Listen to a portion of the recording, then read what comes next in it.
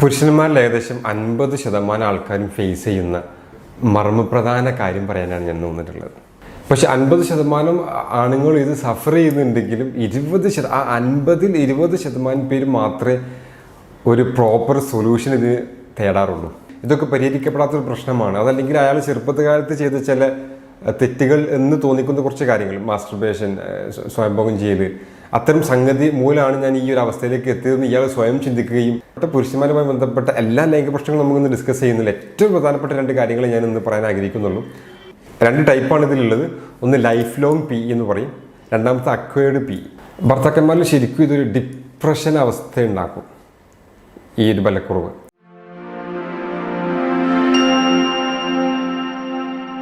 പുരുഷന്മാരിൽ ഏകദേശം 50% ആൾക്കാരും ഫേസ് ചെയ്യുന്ന മർമ്മപ്രധാന കാര്യം പറയാനാണ് ഞാൻ തോന്നിയിട്ടുള്ളത്. ഞാൻ doctor Fazil Muhammad, counselling psychologist ആണ്, chief homeopathy consultant, olive homeopathy clinic, Keezhissery, Malappuram ജില്ല. പക്ഷെ 50% ആണുങ്ങൾ ഇത് സഫർ ചെയ്യുന്നുണ്ടെങ്കിലും 20% പേര് മാത്രമേ ഒരു പ്രോപ്പർ സൊല്യൂഷൻ ഇത് തേടാറുള്ളൂ, അല്ലെങ്കിൽ ട്രീറ്റ്മെൻറ്റിന് അവർ പോകാറുള്ളൂ. അത്രയും സീക്രട്ടായ ആൾക്കാർ കൊണ്ടെടുക്കുകയും ഒരുപാട് വിഷമിക്കുകയും ഡിപ്രഷൻ പോലത്തെ അവസ്ഥയിലേക്കൊക്കെ പോകുന്ന ഒരു കണ്ടീഷനാണിത്. ലൈംഗിക പ്രശ്നങ്ങൾ, മെയിൽ സെക്ഷുവൽ ഡിസ്ഫങ്ഷൻ എന്ന് പറയും. പലപ്പോഴും ഈ ലൈംഗികമായിട്ടുള്ള പ്രശ്നങ്ങൾ ഒരു ആണത്വത്തെ ബാധിക്കുന്ന ഒരു പ്രശ്നമായിട്ട് ആൾക്കാർ കാണല്. അയാളുടെ ആണത്വം അതിലാണ്. അപ്പം അത് പുറത്തറിഞ്ഞാൽ എന്തോ ഒരു വിഷമമുള്ള പോലെയാണ്. ഇതെല്ലാവരോടും പറയണം എന്നല്ല, ഇതൊരു പ്രോപ്പർ സൊല്യൂഷൻ ഉണ്ടോ എന്ന് അന്വേഷിക്കണം എന്ന് ഞാൻ പറഞ്ഞു വരുന്നുള്ളൂ. അപ്പോൾ അതുകൊണ്ട് തന്നെ സ്വന്തം പാർട്ട്ണറോട് പോലും ഇത് പറയൂല. പാർട്ട്ണറോട് ചോദിക്കുകയാണെങ്കിൽ തന്നെ എന്തെങ്കിലുമൊക്കെ പറഞ്ഞ് ഒഴിഞ്ഞു മാറും. പലരും ക്ലിനിക്കിലെത്ത ഭാര്യമാർ നിർബന്ധിച്ചിട്ട് നിങ്ങളൊന്ന് പോയി നോക്കൂ, സൊല്യൂഷൻ ഉണ്ടാവില്ല എന്നൊക്കെ ചോദിച്ച് പറഞ്ഞു വിടുന്നവരാണ്. അവർ ഗൂഗിളിൽ സെർച്ച് ചെയ്തൊക്കെയാണ് നമ്മുടെ അടുത്ത് ക്ലിനിക്കിലെത്തുക. ഞാൻ പറഞ്ഞു വരുന്നത് ഇതൊക്കെ പരിഹരിക്കപ്പെടാത്തൊരു പ്രശ്നമാണ്. അതല്ലെങ്കിൽ അയാൾ ചെറുപ്പകാലത്ത് ചെയ്ത ചില തെറ്റുകൾ എന്ന് തോന്നിക്കുന്ന കുറച്ച് കാര്യങ്ങൾ, മാസ്റ്റർബേഷൻ, സ്വയംഭോഗം ചെയ്യൽ, അത്തരം സംഗതി മൂലമാണ് ഞാൻ ഈ ഒരു അവസ്ഥയിലേക്ക് എത്തിയതെന്ന് ഇയാൾ സ്വയം ചിന്തിക്കുകയും ഇനി അതിൽ നിന്നൊരു പരിഹാരമില്ലാന്ന് ചിന്തിക്കുകയൊക്കെ ചെയ്യുന്നത് കൊണ്ടാണ് പലപ്പോഴും ഇവർ ട്രീറ്റ്മെൻറ്റ് പോകാൻ തന്നെ മടിക്കുന്നത്. ഓക്കെ, അപ്പം അങ്ങനെയൊന്നും കരുതേണ്ട കാര്യമില്ല. ഇത് അത്തരം സംഗതികളെയല്ല, പരിഹരിക്കാവുന്നതേ ഉള്ളൂ.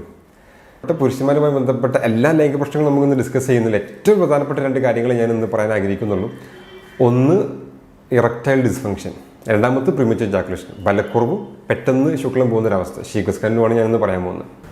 ഇറക്ടൈൽ ഡിസ്ഫങ്ഷൻ അല്ലെങ്കിൽ ബലക്കുറവ് എന്ന് പറയുമ്പോൾ സാധാരണ ഇതിലത് പറയാറ് എന്താണിതെന്ന് ചോദിച്ചു കഴിഞ്ഞാൽ ഒരു പ്രോപ്പറായിട്ടുള്ള ലൈംഗിക ബന്ധത്തിന് ലൈംഗിക അവയം നല്ല സ്ട്രെങ്ത്തിൽ നിൽക്കാണ്ടിരിക്കുക എന്നുള്ളതാണ്.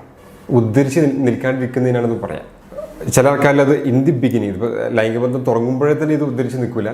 ചിലരിൽ ഇത് ആദ്യം ഉദ്ധരിക്കുകയും ഓർഗാസത്തിൽ എത്തുന്നതിന് മുമ്പ് തന്നെ ഈ ബലത്തിൽ നിൽക്കുന്ന ലൈംഗികാവയവം ചുരുങ്ങിപ്പോവുകയും ചെയ്യും. ഈ 2 അവസ്ഥയാണ് ഇത് പൊതുവെ ഉണ്ടാവില്ലേ. 2 ടൈപ്പാണ് ഇതിലുള്ളത്. ഒന്ന് ലൈഫ് ലോങ് പി എന്ന് പറയും, രണ്ടാമത്തെ അക്വയർഡ് പി. ലൈഫ് ലോങ് എന്ന് പറഞ്ഞാൽ ആളുടെ ഫ്രം ദി ബിഗിനിങ്, ജീവിതകാലം മുഴുവൻ ആൾ അങ്ങനെ തന്നെയാണ്, ബലത്തിൽ ഒരു സമയത്ത് നിന്നിട്ടുണ്ടാവില്ല. അക്വയർഡ് ആകുമ്പോൾ ഒരു സമയത്ത് നല്ല രീതിയിൽ അത് വർക്കാവുകയും കുറച്ച് കാര്യങ്ങൾക്ക് അല്ലെങ്കിൽ കുറച്ച് വർഷങ്ങൾക്ക് ശേഷം ചില ഏജിലെത്തുമ്പോൾ, കല്യാണം കഴിഞ്ഞ് കുറച്ച് കാലത്തിന് ശേഷം ഈ അവസ്ഥയിലേക്ക് എത്തുകയും ചെയ്യും. ഭർത്താക്കന്മാരിൽ ശരിക്കും ഇതൊരു ഡിപ്രഷൻ അവസ്ഥ ഉണ്ടാക്കും ഈ ഒരു ബലക്കുറവ്. ഞാൻ നേരത്തെ പറഞ്ഞ പോലെ ആണത്വമാണല്ലോ, ഇതാണ് ആണത്വം എന്ന് തെറ്റിദ്ധരിക്കുകയും ഇത് നന്നായിട്ട് പെർഫോം ചെയ്യാൻ പറ്റാഞ്ഞാൽ ഞാനൊരു ആണല്ല, ഇത് നമ്മൾ പെർഫോമൻസ് ആങ്സൈറ്റി എന്ന് പറയും. ഇത് ഇവഞ്ച്വലി ഡിപ്രഷനിലേക്ക് എത്തും.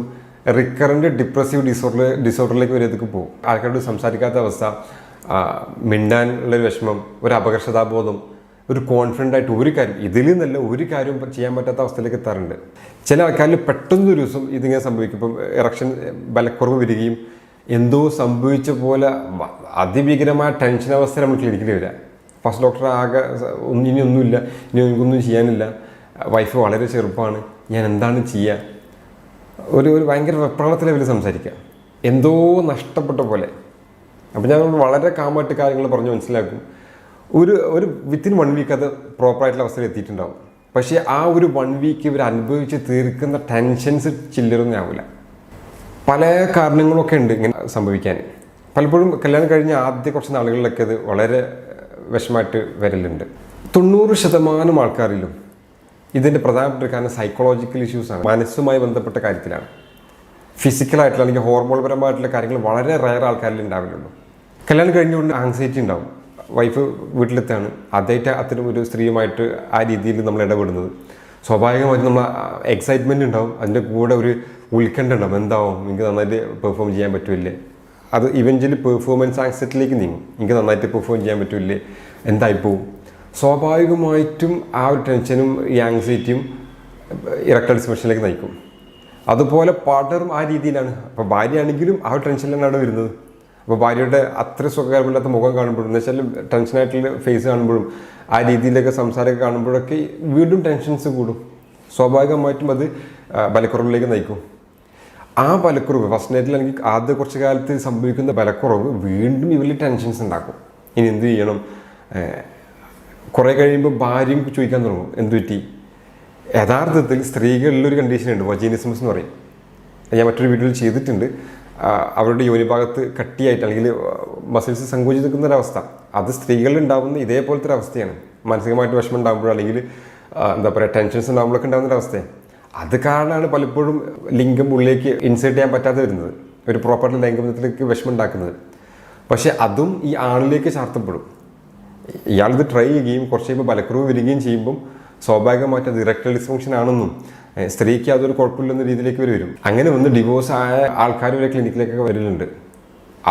അതല്ല സംഗതി. ഇപ്പോൾ ഈ ആ ആങ്സൈറ്റിയോ അല്ലെങ്കിൽ സ്ത്രീകളിലുണ്ടാകുന്ന വജീനിസമസോ ആ സംഗതിക്ക് ഡീൽ ചെയ്ത് പ്രോപ്പറായിട്ട് മുമ്പോട്ട് പോകുകയാണെങ്കിൽ വളരെ നല്ല രീതിയിൽ അവർക്ക് ജീവിതം മുമ്പോട്ട് കൊണ്ടുപോകാൻ പറ്റുമായിരുന്നു എന്നാണ് ഞാൻ പറയുന്നത്. ചില ഹോർമോണിൻ്റെ അളവ് കുറവുകൾ, ടെസ്റ്റോസ്റ്ററോൺ പോലത്തെ ഹോർമോണിൻ്റെ അളവ് കുറവുകൾ, ചില ലൈഫ് സ്റ്റൈൽ ഹാബിറ്റുകൾ, സ്മോക്കിംഗ്, ആൽക്കഹോൾ, അതൊക്കെ ഈ ഒരു അവസ്ഥയിലേക്ക് നയിക്കലുണ്ട്. അതിനേക്കാളൊക്കെ മർമ്മപ്രധാനം ഞാൻ നേരത്തെ പറഞ്ഞ ആങ്സൈറ്റിയോ അല്ലെങ്കിൽ എക്സൈറ്റ്മെൻറ്റോ മായി ബന്ധപ്പെട്ട സംഗതികളാണ്. മറ്റു പല സൈക്കോളജിക്കൽ ഇഷ്യൂസും ഇതിലേക്ക് നയിക്കാറുണ്ട്. സൈക്കാട്രിക് ഡ്രഗ്സ് എടുക്കുന്നവരിൽ, ചില മാനസികപരമായിട്ടുള്ള മരുന്ന് കഴിക്കുന്നവരിലും ഈ ഒരു വിഷമങ്ങൾ ഉണ്ടാവലുണ്ട്. ചില ചെറിയ ചെറിയ രീതിയിലുള്ള ലൈഫ് സ്റ്റൈൽ മോഡിഫിക്കേഷൻസ് ഒക്കെ നല്ല മാറ്റങ്ങൾ ഇതിലുണ്ടാക്കും. പ്രോപ്പറായിട്ട് എക്സസൈസ് ചെയ്യാം. ഞാൻ ആദ്യം പറഞ്ഞു, കല്യാണം കഴിഞ്ഞ് ഉടനെ വരുന്ന ഇത്തരം പ്രശ്നങ്ങളെ നിങ്ങൾ തീർച്ചയായിട്ടും ഒരു കൗൺസിലിങ്ങിന് വിധേയനാവുകയും അല്ലെങ്കിൽ സെക്സ് തെറാപ്പിസ്റ്റിനെ കണ്ടത് പ്രോപ്പറായിട്ടുള്ള ട്രീറ്റ്മെൻറ്റ് എടുക്കണം.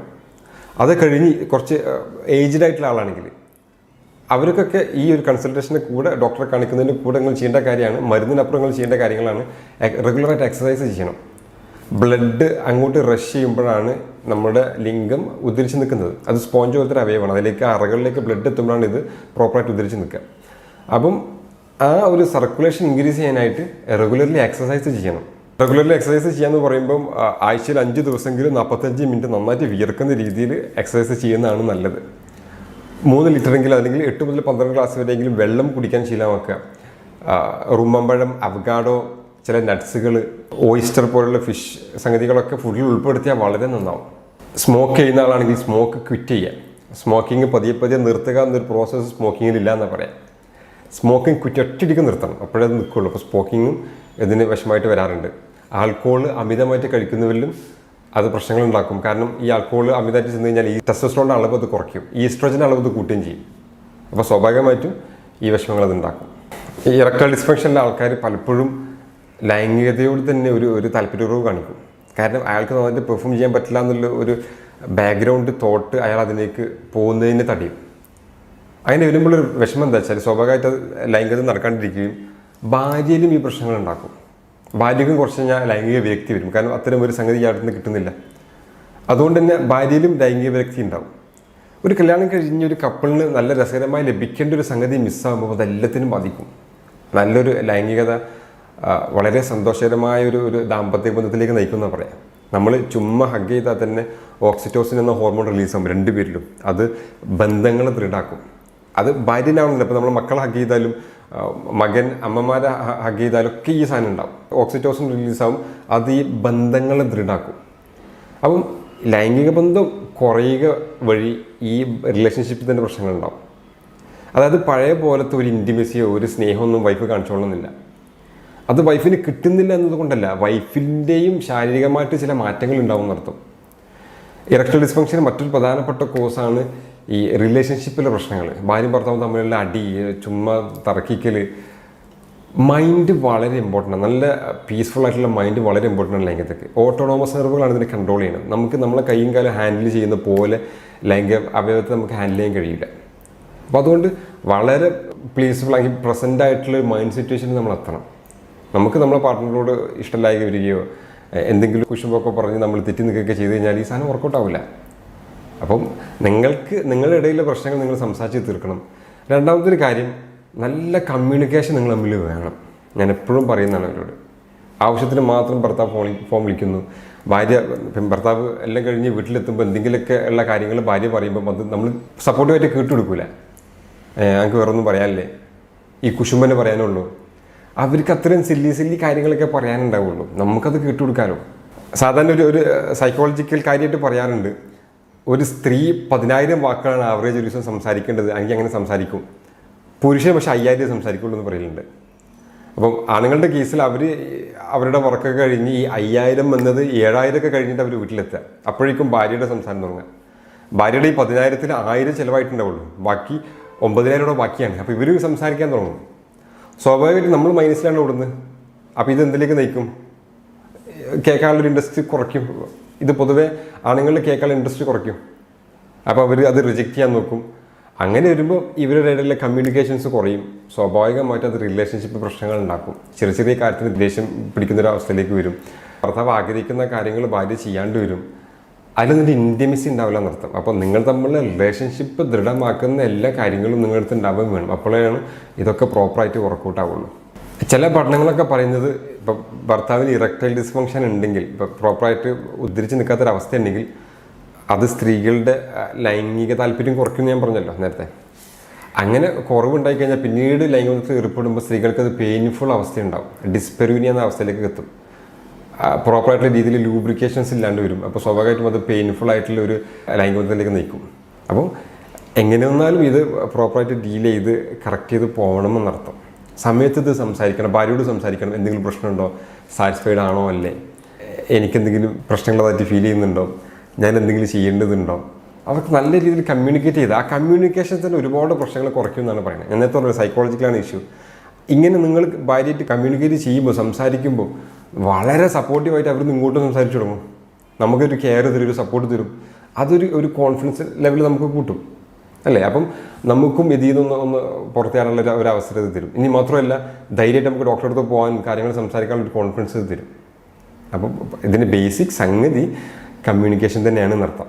പുരുഷന്മാരിൽ കാണുന്ന ഏറ്റവും പ്രധാനപ്പെട്ട അടുത്തൊരു ലൈംഗിക പ്രശ്നമാണ് പ്രിമച്വർ ഇജാക്കുലേഷൻ, ക്ഷയികസ്ഖലനം എന്ന് പറയും. പെട്ടെന്ന് ഇജാക്കുലേറ്റ് ചെയ്ത് പോവുക. അതിനൊരു ഡെഫിനേഷൻ പറയുകയാണെങ്കിൽ നമുക്ക് കറക്റ്റ് പറയാൻ പറ്റില്ല. ഡെഫിനേഷൻ്റെ ഭയങ്കര രസകരമായ ഡെഫിനേഷൻസാണ്. ICD-10, അതായത് ഈ അസുഖങ്ങൾ ക്ലാസിഫൈ ചെയ്യുന്ന ഒരു സംഗതിയാണ് ICD എന്നൊക്കെ പറയുന്നത്. ICD-10 അതിൽ പറയുന്നത് 15 സെക്കൻഡ് നല്ല രീതിയിൽ പ്രോപ്പറായിട്ട് ലൈംഗിക ബന്ധത്തിൽ ഏർപ്പെടുക. അതിനും താഴെയാണ്, 15 സെക്കൻഡിലും താഴെയാണെങ്കിലാണ് പ്രിമച്വർ ഇജാക്കുലേഷൻ എന്ന് പറയുന്നത്. വേറൊരു ഡെഫിനേഷനിൽ 1 മിനിറ്റ് പ്രോപ്പറായിട്ട് ഒരാണിന് 1 മിനിറ്റിലധികം പെനിട്രേറ്റഡ് സെക്സ് ചെയ്യുമ്പോഴേക്ക് ശുക്ലം പോകുന്നുണ്ടെങ്കിൽ അതാണ് പ്രിമച്വർ ഇജാക്കുലേഷൻ എന്ന് പറയുന്നുണ്ട്. ക്ഷയികസ്ഖലനം പെട്ടെന്ന് തീർന്നു പോവുക. ഞാൻ സാധാരണ പറയില്ല, അതല്ല ഇവിടെ പ്രശ്നം. രണ്ടുപേരും സാറ്റിസ്ഫൈഡ് ആണോ അല്ലേ എന്നുള്ളതാണ് പോയിന്റ്. ആ ലൈംഗിക ബന്ധത്തിൽ രണ്ട് പേർക്കും ഓർഗാസിലേക്ക് എത്താൻ പറ്റിയിട്ടുണ്ടോ ഇല്ലേ എന്നുള്ളതാണ്. അത് എത്തിയിട്ടുണ്ട്, ഒരുപാട് സമയമൊന്നും കിട്ടിയില്ല, നോ പ്രോബ്ലം.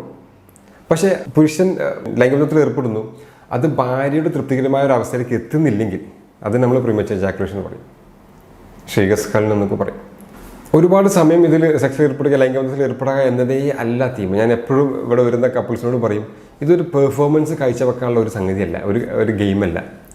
നന്നായിട്ട് പെർഫോം ചെയ്യാൻ പറ്റും, ഒരുപാട് സമയം അതേ അല്ല ഈ സംഗതി. രണ്ടുപേരും ഹാപ്പി ആയിട്ടിരിക്കുക, അറ്റ് ദി എൻഡ് രണ്ടുപേരും ഹാപ്പിയാണ്. അതാണ് ഇതിൽ പോയിന്റ്. ഈ ഹാപ്പി ആവാൻ വേണ്ട ഒരു ഘടകമാണ് ഓർഗാസം. അത് സ്ത്രീക്കും കിട്ടണം, പുരുഷനും കിട്ടണം. പുരുഷൻ്റെ ഇജാക്കുലേറ്റ് ചെയ്യുമ്പോഴുള്ള ഫീലിങ്സ് ആണ്. സ്ത്രീക്ക് അതിന് പ്രത്യേകിച്ച് ഫീലിങ്സ് ഒന്നുമില്ല. പക്ഷെ അവരോട് ചോദിക്കണം, ഓർഗാസിലേക്ക് എത്താൻ പറ്റില്ലേ, അത് അവരോട് ചോദിക്കണം. ആരും പലപ്പോഴും ഇവിടെ വരുന്ന എൻ്റെ ക്ലിനിക്കിൽ നിന്ന് ആരും ഇത് ചോദിക്കാറില്ല. അവർക്ക് അറിയില്ല അങ്ങനെ ഒരു സംഗതി ഉണ്ടോ.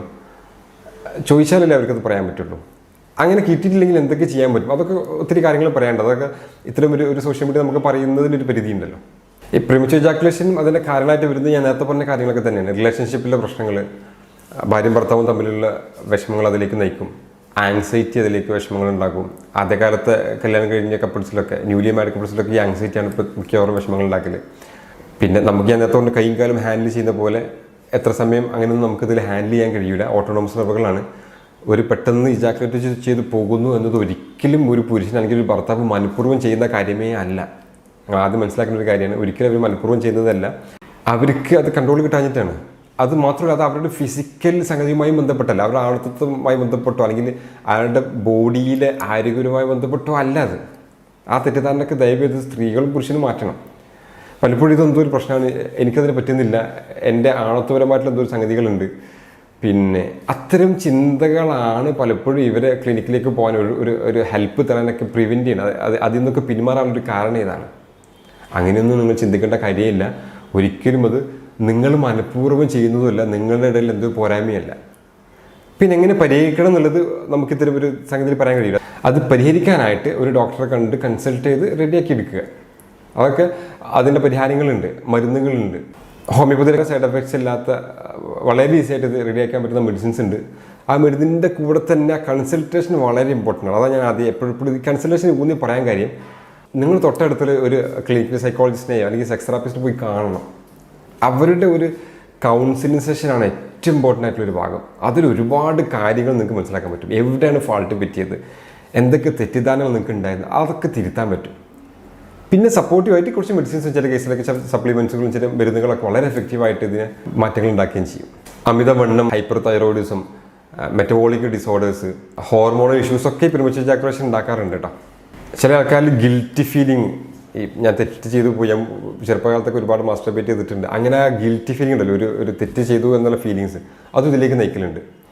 അങ്ങനെയുള്ള ആൾക്കാരുടെ സംഗതി എന്താ വെച്ചാൽ അവർ മിക്ക കേസുകൾ അവർ ട്രീറ്റ്മെൻറ്റ് എടുക്കാറില്ല. ഇപ്പോൾ ചില ആൾക്കാർ നമ്മൾ വാട്സപ്പ് വഴി ചോദിക്കും, ഡോക്ടർ എനിക്ക് ഇങ്ങനെ ഒരു ഇഷ്യൂ ഉണ്ട്, ഞാൻ ചെറുപ്പകാലത്ത് ഇങ്ങനെ ഒരുപാട് ചെയ്തിരുന്നു, അതിൻ്റെ ഫലമായിട്ടാണോ ഇങ്ങനെ, അതുകൊണ്ട് എനിക്ക് ഭയങ്കര ഡിപ്രസ്ഡാണ്, എനിക്കൊന്നും ചെയ്യാൻ കഴിയുന്നില്ല എന്നൊക്കെ അവർ പറയലുണ്ട്. ഒരിക്കലും അതും ഇതായിട്ട് കണക്റ്റഡേ അല്ല. നിങ്ങൾ അതിൻ്റെ പേരിൽ ഒരു ട്രീറ്റ്മെൻറ്റ് എടുക്കാണ്ടിരിക്കരുത്. അതൊക്കെ നമുക്ക് വളരെ നല്ല രീതിയിലേക്ക് മാറ്റാൻ പറ്റുന്ന സംഗതിയാണ്. ഈ നല്ല രീതി നല്ല സംഗതി എന്നൊക്കെ ഞാൻ പറയാൻ കാര്യം അങ്ങനെയൊക്കെ ഇതിൽ പറയാൻ പറ്റുള്ളൂ, ടോപ്പിക് അങ്ങനെ ആയതുകൊണ്ട്. ഓക്കെ, പ്രീമച്വർ ഇജാക്കുലേഷൻ്റെ ട്രീറ്റ്മെൻറ്റ് ഓപ്ഷൻസിലേക്ക് വരുമ്പം ബിഹേവിയറൽ തെറാപ്പീസ് ഉണ്ട്, കേഗൽ എക്സസൈസ് ഉണ്ട്. അപ്പം ബിഹേവിയർ തെറാപ്പിയിൽ വരുന്നത് സ്റ്റോപ്പ് ആൻഡ് സ്റ്റാർട്ട് മെത്തേഡ് ഉണ്ട്. അങ്ങനെ ഇപ്പോൾ ഇതിൽ പറയാൻ പറ്റുള്ളൂ. ബാക്കി ഡീറ്റെയിൽ ആയിട്ടൊക്കെ നമുക്ക് കൺസൾട്ടിങ് വരുമ്പോൾ നിങ്ങൾ ഡോക്ടറോട് ചോദിച്ചാൽ അവർ ഡീറ്റെയിൽ ആയിട്ട് പറഞ്ഞുതരും. അതുപോലെ തന്നെ സ്ക്വീസ് മെത്തേഡ് വരുന്നുണ്ട്. അതൊക്കെ നിങ്ങൾ പ്രാക്ടീസ് ചെയ്യുമെങ്കിൽ നമുക്കത് ടാക്കിൾ ചെയ്യാൻ പറ്റും, നമുക്കത് മാറ്റിയെടുക്കാനായിട്ട് പറ്റും. അതിൻ്റെ കൂടെ ഞാൻ നേരത്തെ പറഞ്ഞത് മെയിൻ പ്ലേ വരുന്ന ഓർഗാസത്തിലാണ്. പ്രീമച്വർ ഇജാക്കുലേഷൻ ഹസ്ബൻഡിനുണ്ട് എന്നതിനേക്കാളും പ്രശ്നം ഇത് വൈഫ് സാറ്റിസ്ഫൈഡ് ആകുന്നില്ല എന്നുള്ളതാണ്, അവർക്ക് ഓർഗാസത്തിലേക്ക് എത്താൻ പറ്റുന്നില്ല എന്നുള്ളതാണ്. അപ്പോൾ എങ്ങനെയൊക്കെ ഓർഗാസത്തിലേക്ക് എത്തിക്കാൻ പറ്റും എന്ന രീതികളൊക്കെ പ്രാക്ടീസ് ചെയ്താൽ ഇത് നല്ലൊരു ശതമാനം വരെ പരിഹരിക്കപ്പെടും എന്നുള്ളതാണ്. പെൽവിക് ഫ്ലോർ മസിൽസ് എക്സസൈസൊക്കെ ഒരുപാട് ഈ മാറ്റങ്ങൾ ഉണ്ടാക്കാൻ ഹെൽപ്പ് ചെയ്യും. കീഗൽ എക്സസൈസ് എന്ന് പറഞ്ഞാൽ നമ്മൾ മൂത്രം ഒഴിക്കുമ്പോൾ പിടിക്കുന്നൊരു മസിൽ, മൂത്രം ഒഴിക്കുമ്പോൾ നമ്മൾ പിടിക്കൂലേ, മൂത്രം ഹോൾഡ് ചെയ്യൂലേ, അപ്പോൾ കുറച്ച് മസിൽസ് അവിടെ വർക്ക് ചെയ്യുന്നുണ്ട്. ആ മസിൽസ് ടൈറ്റായി തന്നെ ഒരു 3-4 സെക്കൻഡ് ഹോൾഡ് ചെയ്യുക എന്ന് റിലീസ് ചെയ്യുക. അങ്ങനെ 10-20 തവണ 2 നേരത്തായിട്ട് നിങ്ങൾ ചെയ്യുമെങ്കിൽ ആ പെൽവിക് ഫ്ലോർ കുറച്ചുകൂടി സ്ട്രെങ്തൻ വെക്കും. അതും ഈ ഒരു അവസ്ഥ മാറ്റിയെടുക്കാൻ ഹെൽപ്പ് ചെയ്യും. അത് ഇറക്ടൈൽ ഡിസ്ഫങ്ഷനിലും നല്ലതാണ്, പ്രീമച്വർ ഇജാക്കുലേഷൻ ചെയ്യുന്നത് നല്ലതാണ്. ഇറക്ടൈൽ ഡിസ്ഫങ്ഷൻ പിന്നെ ബലക്കുറവിൽ പറഞ്ഞ പോലെ തന്നെ എക്സസൈസ് വളരെ ഇമ്പോർട്ടൻ്റ് ആണ്. ഞാൻ നേരത്തെ പറഞ്ഞ ഫുഡുകളും ഇതിലും ഇമ്പോർട്ടൻ്റ് ആണ്. ഓക്കെ, പിന്നെ വളരെ കാമായിട്ടിരിക്കുക, റിലാക്സ്ഡ് ആയിട്ടിരിക്കുക, റിലാക്സേഷൻ ടെക്നിക്കുകൾ പ്രാക്ടീസ് ചെയ്യാം, യോഗ പ്രാക്ടീസ് ചെയ്യാം. അതിനൊക്കെ കൂടെ ഇതുമായി ബന്ധപ്പെട്ട കൺസൾട്ടൻറ്റിനെ കാണുക, മെഡിസിൻസും കഴിക്കാം. മെഡിസിൻസ് സപ്പോർട്ടീവായിട്ടൊക്കെ ചെയ്ത് കഴിഞ്ഞാൽ ഇത് നല്ല എഫക്റ്റ് ഉണ്ടാക്കും. ലൈംഗികപരമായിട്ടുള്ള ഏത് പ്രശ്നത്തിലും ബേസിക്കായിട്ട് ചെയ്യേണ്ട നിങ്ങൾ പാലിക്കേണ്ട ഒരു കാര്യം എന്താ വെച്ചാൽ പരസ്പരം കുറ്റപ്പെടുത്താണ്ടിരിക്കുക എന്നുള്ളതാണ്. ചില കേസിലൊക്കെ നമുക്ക് സങ്കടം, ക്ലിനിക്കിൽ വരുമ്പം ഭാര്യ പറയും ഇയാളെ കൊണ്ട് പറ്റില്ല ഡോക്ടറെ, ഇയാളെ കൊണ്ട് അതിനാവൂല. അങ്ങനെയൊക്കെ കേൾക്കുമ്പം ആ ഹസ്ബൻഡിനാണ് ഫീലിംഗ് നമുക്ക് മനസ്സിലാവും. ചില ഭർത്താക്കന്മാർ ഇവിടെ ഇരുന്ന് കരഞ്ഞിട്ടൊക്കെ ഉണ്ട് ഇത് കേൾക്കുമ്പോൾ. ചിലതൊക്കെ നമുക്ക് പറഞ്ഞ് മനസ്സിലാക്കി കൊടുക്കാൻ പറ്റും, അതിനൊരു പരിധിയുണ്ട്. അപ്പം ഒരിക്കലും പരസ്പരം കുറ്റപ്പെടുത്താണ്ടിരിക്കുക. കുറ്റപ്പെടുത്തി കഴിഞ്ഞാൽ എല്ലാ അവസ്ഥയിലും അവരുടെ കോൺഫിഡൻസ് ഡൗൺ ആവില്ലേ.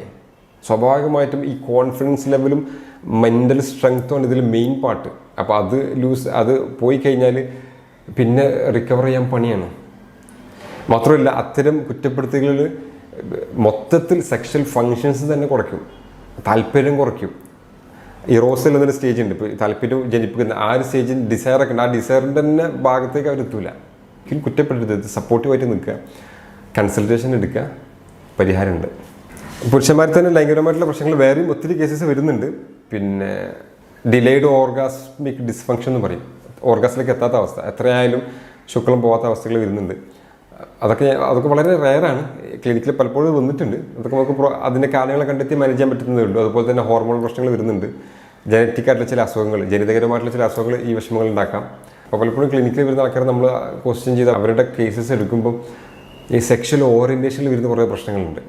ഒരാണിന് ആണിനോടാണ് താല്പര്യം, ഹോമോസെക്ഷൽ ആയിട്ടുള്ള ആൾക്കാർ, ഹെറ്ററോസെക്ഷൽ ആയിട്ടുള്ള ആൾക്കാർ, അതൊക്കെ ശരിക്കും നിങ്ങൾ തിരിച്ചറിഞ്ഞു കഴിഞ്ഞാൽ, ഇപ്പോൾ ഒരു എക്സാമ്പിൾ പറഞ്ഞാൽ, ഇപ്പോൾ ഹോമോസെക്ഷൽ ആയിട്ടുള്ള ഒരാണാണ്, അയാളുടെ സെക്ഷൽ ഓറിയൻറ്റേഷൻ ഹോമോസെക്ഷാലിറ്റി എന്ന് പറഞ്ഞു കഴിഞ്ഞാൽ ഒരു കല്യാണത്തിന് മുതിരാതിരിക്കുന്നതാണ് നല്ലത്.